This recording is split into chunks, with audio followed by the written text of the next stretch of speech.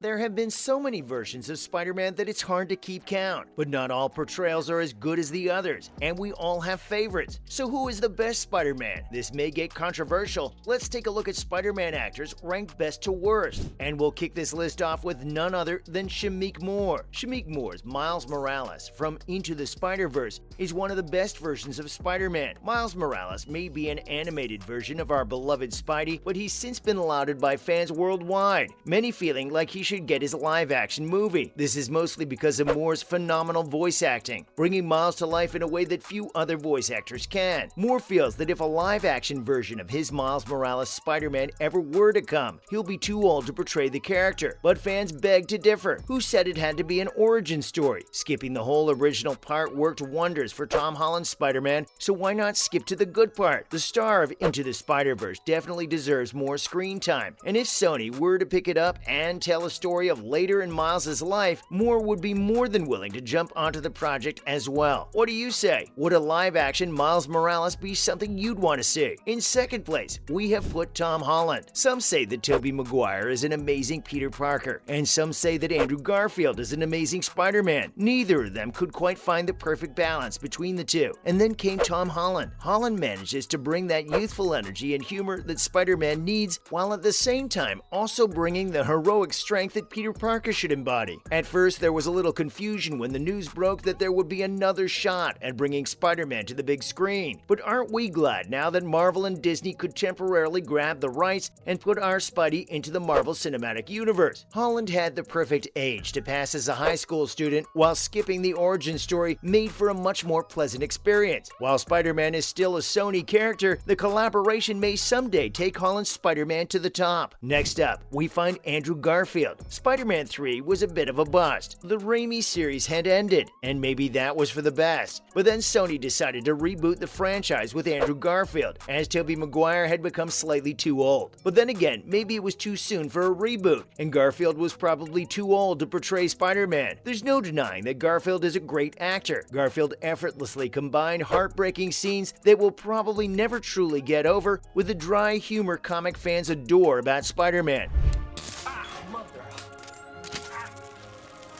But there are times when Garfield is just a little too slick, especially when he's supposed to be a teenager. Peter Parker is a nerd, whether we want him to be, so it's vital to see that part of him represented as well. In the end, Garfield's Spider-Man only has 2 movies, and many won't even remember them. But for true Spider-Man fans, Garfield's Spider-Man will forever be one of the best. Following, the one and only Tobey Maguire. For a lot of people, Tobey Maguire's Spider-Man was the first time they saw Spider-Man in a live-action movie. Maguire was the leading man of the first significant movie series dedicated specifically to Spider-Man, which made an impression. He was the star of the Raimi trilogy, which truly put Spider-Man on the map from a superhero movie perspective. In many ways, Maguire paved the way for other superheroes, even before the Marvel Cinematic Universe had truly taken off. One may even say that Maguire's Spider-Man made superheroes part of mainstream movies. And while we'll be forever grateful for all the hard work that went into this original trilogy, I'd love to shoot you sometime.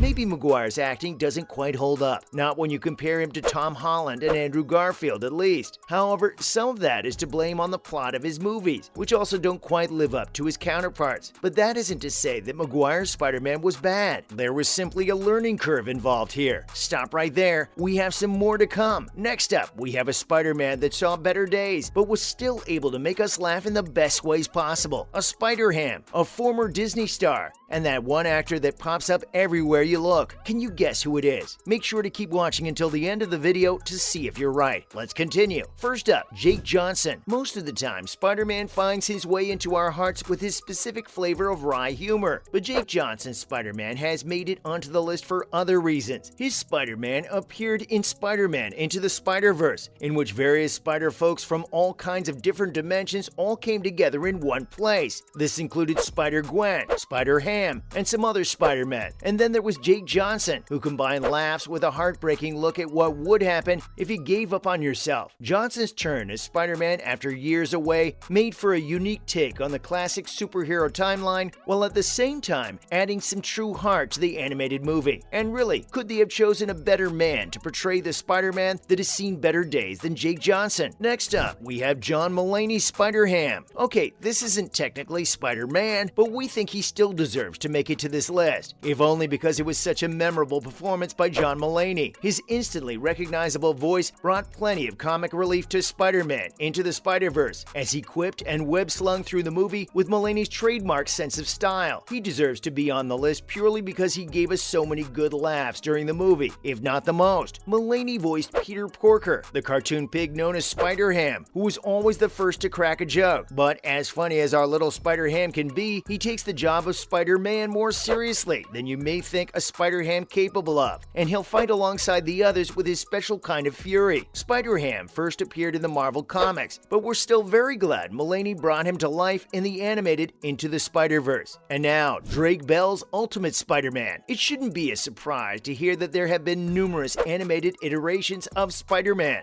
as he just lends himself to that medium. And one of the best portrayals of the animated Spider-Man, well, outside of Spider-Man Into the Spider-Verse, would have to be Drake Bell's version. The former Disney star managed to bring a youthful cheekiness to the role that holds up well to this day. Bell voiced Spider-Man in Ultimate Spider-Man from 2012 until 2017, which is a pretty long run for any voice actor to have voiced Spider-Man. Aside from that, Bell was also tapped to voice Spider-Man in several other TV projects and even a couple of video games. So whatever you think of Drake Bell, there is something to be said about his performance of our beloved Spider-Man, and that is that he did a pretty good job, don't you think? And lastly, Nicolas Cage. We started this list with a Spider-Man from Spider-Man Into the Spider-Verse, and we'll also round it out with one. That movie did give us an abundance of Spideys to choose from after all. And here we find Nicolas Cage. Is there even a franchise that doesn't have at least one appearance of Nicolas Cage in it? Either way, Cage brought a certain dramatic flair that only Cage can bring, arguably one of the better parts of Into the Spider-Verse. It's been said that Cage always wanted to be Superman, which he also got to do in Teen Titans Go to the movies, but that must have meant that he needed to get his word in with Spider-Man. Cage portrayed Spider-Man Noir in Into the Spider-Verse, a character that came with heaps of Philip Marlowe and is one of the more memorable iterations of Spider-Man, which is why we couldn't leave him out. Many say Cage's Spider-Man was one of their favorite parts of the movie. Where would you put Nicolas Cage in your list of the best Spider-Man? And that's it. Of course, this is a limited list of all the Spider-Man versions brought to life over the years. What would it look like if you were to make a list ranking the best Spider-Man? Let us know in the comments. Thanks for watching.